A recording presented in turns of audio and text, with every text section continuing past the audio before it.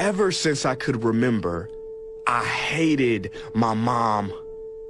She was different to other moms. She only had one eye. I didn't have a dad growing up.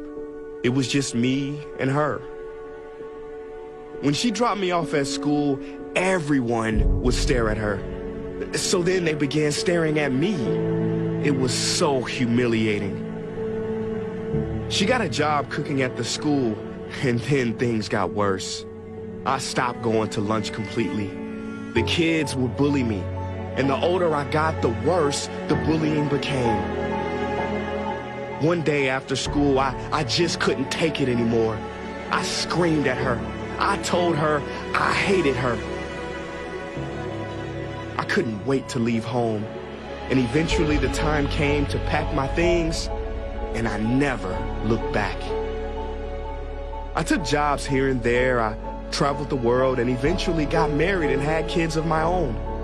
My childhood was over, and thankfully my mom's face started to fade from my memory. One evening after dinner, me and the family were playing games. There was so much laughter that I didn't even hear the knock at the door. My son opened it and started crying. And that's when I saw my mother standing in the doorway. Suddenly, all those old feelings came rushing back to me. It seemed like history repeating itself as I saw my son frightened as I once was. I told her to never come back, and I slammed the door. I explained everything to my wife that night. I told her how much I was bullied and how I always lived in fear. She took my hand and explained to me that she was still my mother and she loved me. After weeks of persuasion, I finally decided to visit my mom.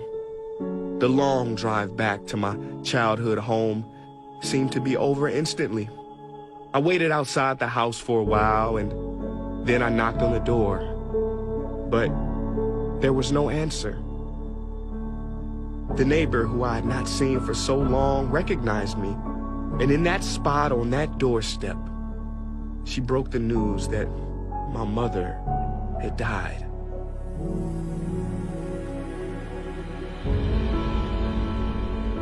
She let me inside with a spare key, and I sat in my mom's chair. It was the loudest silence I had ever heard.